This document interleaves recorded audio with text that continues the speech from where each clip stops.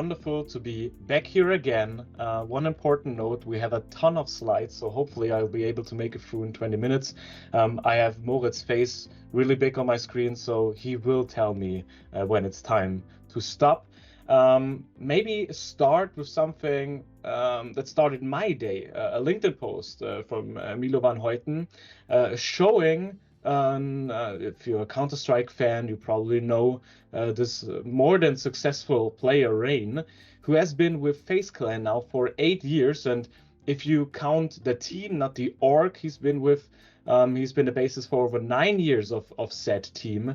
Also naming players like Faker in League of Legends, the undisputed king of League of Legends, being with T1 for over 11 years, even being a stakeholder now at T1. So you see, we're not quite at Kobe Bryant or Dirk Nowitzki 20 plus years level, but there are some really loyal players out there. Of course, we all know that these typically are the exceptions. Typically, they get celebrated for their loyalty, for staying so long with the org or with the club. So the transfer system is, of course, still the basis for what most of esports clubs need to do when they're trying to be influential, when they're trying to be successful. I've got some numbers as a start, as always. On the left hand, there's FIFA football, not virtual football, but the traditional sports version. We have a lot of great numbers we can work with. On the other hand, and I'm not saying that esportsearnings.com isn't great to work with as well, but of course, all the numbers in esports sometimes are hard to rely on. I just wanted to give you some numbers to show, well, the transfer market in sports, the traditional sports, and in esports typically are growing. Of course, in esports, the numbers are smaller, so there's a higher fluctuation at the end of the day when it comes to numbers. But overall, everything's growing. The dip with 2019 and then 2020, of course, COVID related, but also these are numbers of November 2019. And as we know, there are a lot of trading windows, transfer windows in esports at the end of the year as well. So there are just some transfers missing. What I'm trying to say here, transfers are a daily business and are super important for all the clubs to assemble a roster that could be successful in the upcoming splits, seasons, or tournaments.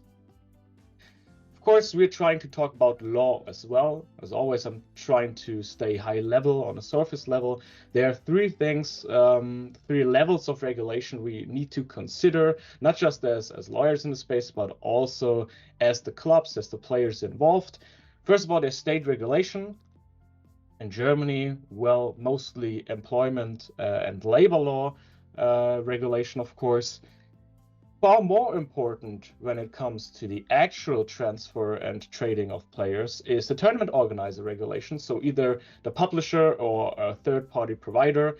Of course, not in all ecosystems are TO regulation for player transfers. Big examples, of course, being as always one of the largest ecosystems in Riot Games, the LEC or the VCT. I've got some examples on the following slide for you as well.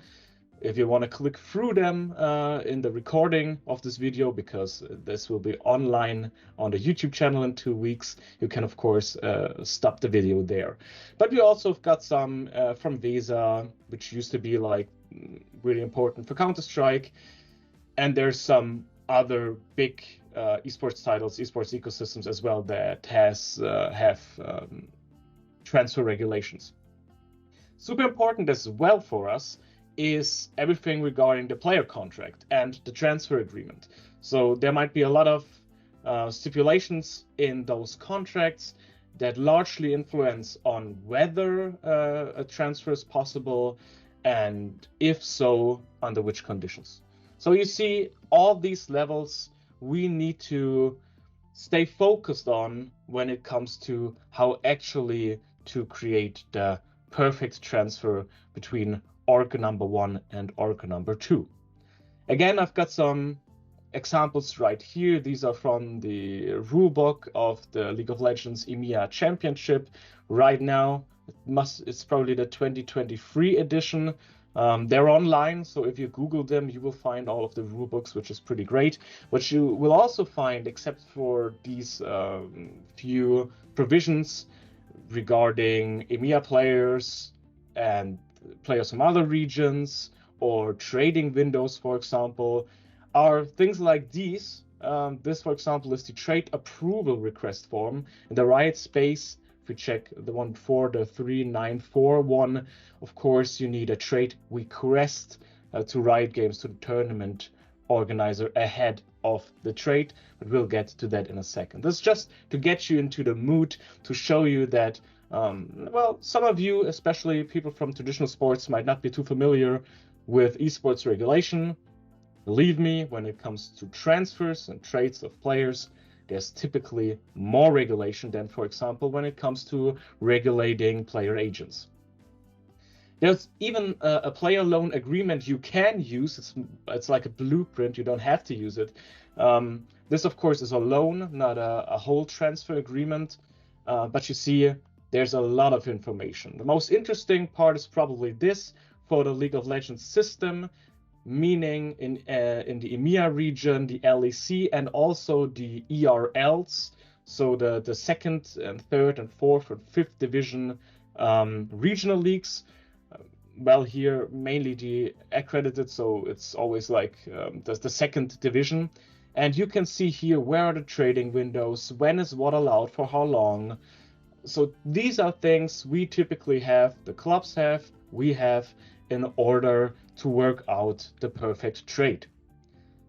Small spoiler here already, might not be a spoiler for a lot of you. Just because there's regulation, this does not mean that everyone in the space always is compliant with these regulations. There's anti-poaching rules, there are trading windows. You might not be allowed to even talk to a player, but you do. So what we talk about now is how everything should work out, and I'm trying my best to tell you some of the things teams and players should do, which sometimes they don't in the course of this session. So, really important for orgs, what must be considered? A transfer system can only work for the orgs if the player has to be bought out of an existing contract. If there's no existing contract, of course, you can just get a player for free, well, except for, of course, premiums and salary and everything, but no signing bonus has to be in there, right? So you can basically get them for free. So when you have a player playing for Org 1, and you want, as Org 2, you want that player, this is super important for both orgs to focus on these points, because a player, at the end of the day, the transfer system and the transfer fee are only possible when the player is not capable of unilaterally detaching himself or herself from the releasing org. Meaning, we have to have a look in the player contract, because most of the times player contracts, at least in Europe, and Germany's in Europe, so we focus on that, these will be employment contracts. Especially in the Riot sphere, when we talk about the LEC, you have to have an employment contract as a player. So they are fixed term. When they're fixed term, typically there's no way of ordinary termination, just a termination with a 1 month's notice, for example. That's wonderful. But if you have a mistake here, if it's not fixed term, or it is fixed term, but the player can detach him or herself at his own will, then, well, you don't need to buy the player out of the existing contract, right? So that's a problem. Also, there's a lot of TO regulation that happens in traditional sports as well as in esports, that stipulates that the player contract ends at a certain point. So if you have these TO regulations applicable, that's a problem as well, because you don't have to buy the player out. One example in traditional sports typically would be that if a player's contract ends at the beginning of the transfer period, then the player does not have to be bought out of the contract. Okay, and then of course everything with foreign players, especially outside of the EU, is really, really important when it comes to the permit for residence and work. So these three things are super important to keep in your mind just as a starter, because if any problems occur with one of these 3 points, well, the transfer is not dependent on the consent of the transferring club, and then there will be no transfer fee. And of course, getting a transfer fee is also in esports, even though it's not like sponsorship level important, it still is an important revenue stream.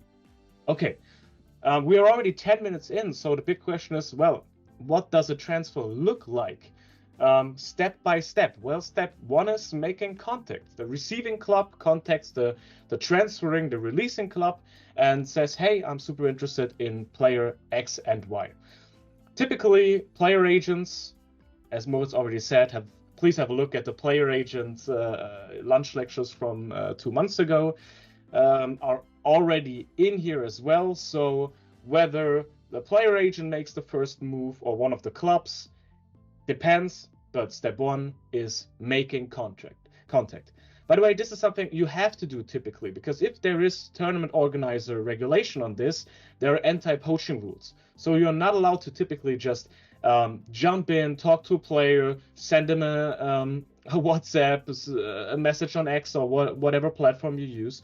So there is tournament organizer regulations on that as well. Specific windows, typically, if there's no TO regulation, well, nothing to worry about. But if there is, for example, in League of Legends, in the VCT, in some of the Counter-Strike ecosystems, then you have to make contact first. Perfect. Then second step, negotiations. Typically, the player is the one you talk to first as the club who wants to get the player. It's not a problem to have those negotiations in parallel, so releasing club and with the player.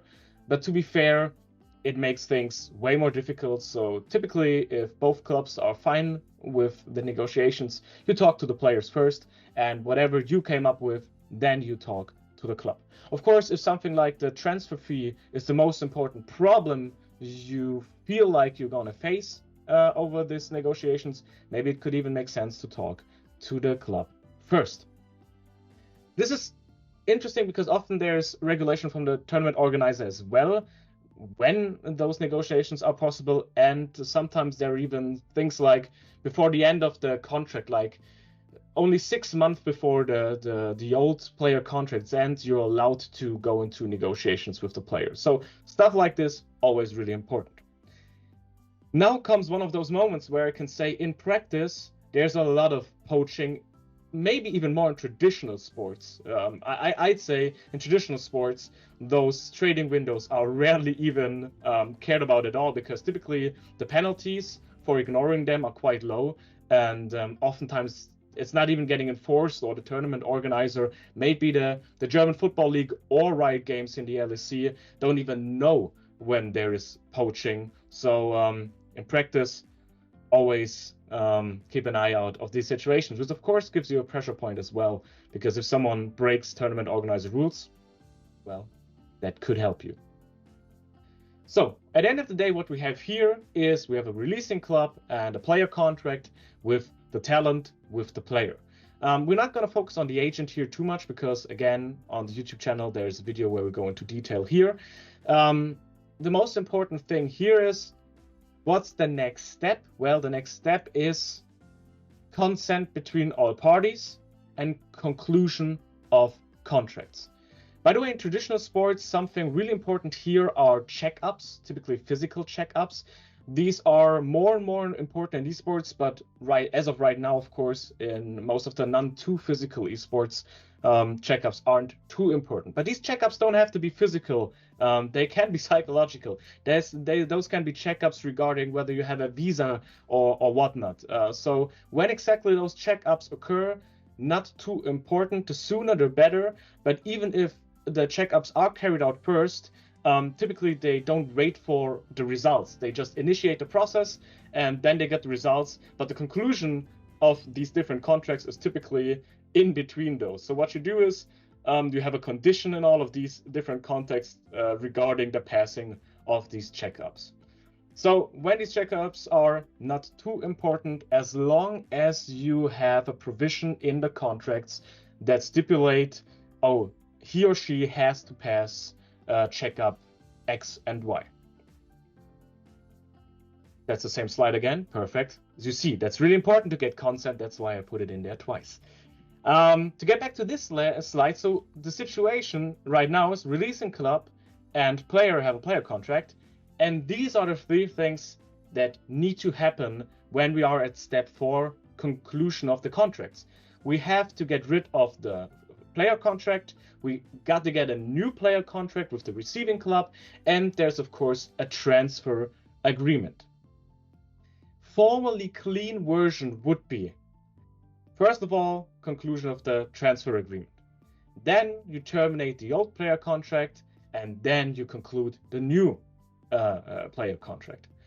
If you choose this approach, which by the way is rarely chosen at all, it is super essential to avoid any form of employment vacuum. So the player needs to be a player like in a contractual relationship with either one of these clubs at all times. So what you typically do is termination of the one contract is end of Monday, and the new contract starts at the start of Tuesday. Something like that to just don't have a vacuum. What you do in practice typically is all three of those agreements are done at the same time, and they are made dependent of each other. So in all of them, there's a provision, really important, a provision that says this contract is just effective if all of the others are. So what you typically do is transfer agreement only becomes effective, that's important, becomes effective if the termination agreement and the new employment contract are effectively concluded, and the termination agreement and the new employment contract only become effective if the transfer takes place without problems. This is important because in German law, this is of course really specific and I can't go into too much detail, but there are plenty of design options. For example, you don't have to work with a condition precedent, you can also work with one subsequent. So your agreement is effective, but if X and Y does not happen, it is becoming non-effective. But this has some problems with German law because there's some provisions in the law you need to comply with. So this makes everything way more complicated. So typically what you do is these agreements become effective if all of the others are fine. So what problems could there be, you might wonder, when we talk about the transfer agreement? Well, this is typically the final step, step 5, mostly tournament organizer related. In some ecosystems, you need to register with the tournament organizer. Sometimes you have to submit specific documents to the tournament organizers. And some you maybe even subject to approval, or the transfer might be subject to approval of the tournament organizer.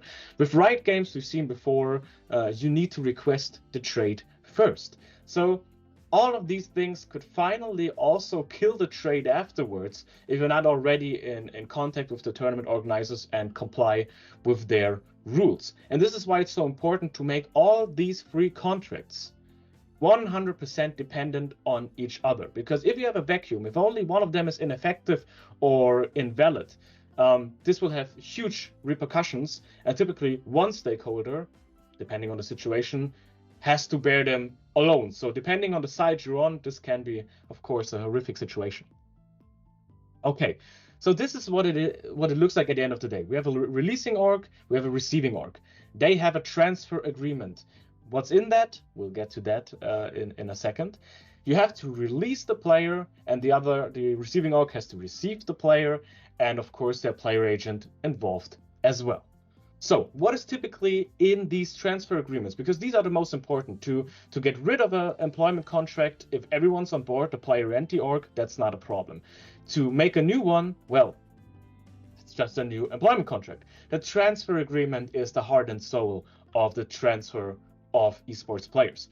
And of course, what are the obligations? We already talked about that. Termination of the old player contract, assignment or transferring the transfer rights to the receiving org. Meaning right to conclude a new employment contract, right to allow to register the player with the tournament organizer as part of the receiving org's roster, and of course the right to be allowed to obtain an eligibility to play for the player from the tournament organizer. This is what we typically call the transfer rights. And of course, transferring all relevant documents and issuing the necessary approvals for transfer. So these we already talked about in quite detailed, I guess. This is the most important obligations for the releasing org. When it comes to obligations of the receiving org, however, the most important one by far is the transfer fee. So the money you pay for the transferring or the releasing org getting the player out of the contract early. And there are really a lot of different ways you can draft those fees. For example, typically what you have is an unconditional transfer fee. So for this trade, this costs us X amount of money to the releasing org. Of course, you need to have an eye on which accounts, how many installments of payment, are there any important dates, are we talking, and this is super important, net or gross compensation, which currency are we talking, especially in esports, really important because at the end of the day, there's a risk there involved, right? If the currency, the worth of the value of the currency changes. Who pays which bank and whatnot. Also, there are some conditional transfer fees. So additional payments to be made upon the occurrence of certain situations. Could be sporting success, could be the number of games the player plays, the jersey sales, social media value of the player, if that might be rising.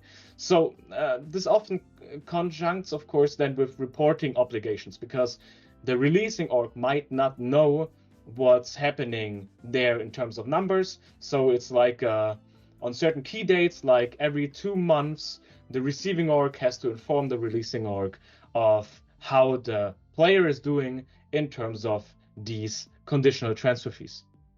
Mostly capped, by the way. And of course, I know we're already over 20 minutes, so I'll wrap this up. I see your face, Moritz. I see you. There's also something like resale participation. A lot of times, a club, a releasing org can get money when the receiving org is selling the player again. So you see, there are a lot of these different transfer fee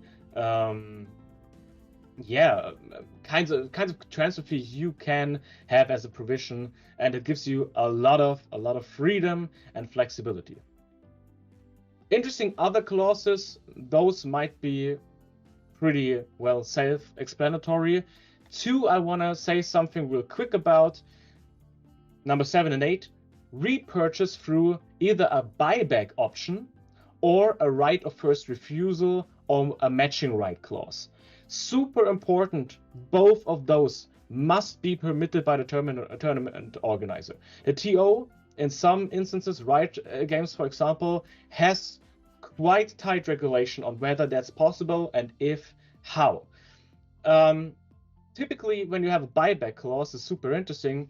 It's super necessary to have already an agreement with the clubs at the time of the original transfer regarding when can you buy the club the player back, what's the amount of the retransfer, what's the period, does the player have to agree with it another times, and most importantly, in what contract, in what player contract does the player return to. So what buyback options give you typically is a high security regarding repurchase and economic success with increasing market value. What's not too great is economic failure with decreasing market value, which is incidentally vice versa when we talk about a right of first refusal, because typically there it's the other way around: high flexibility with regard to the market value, but also high risk regarding the repurchase. Perfect. There are a lot of risks. Let's make it clear and fast. This is super complicated on a contractual basis. It's super case by case. So you need to be specific with each and every clause. For example, if there is a transfer fee, is it net or gross? Because a net clause for the transferring club is amazing because the transaction costs are in the sphere of the receiving club. So 5 minutes overtime. I'm really sorry, but hopefully Moritz does not transfer me or trade me to a different law firm just because of those 5 minutes. Thank you so much for your time, and yeah, I'm ready for any questions. Thank you.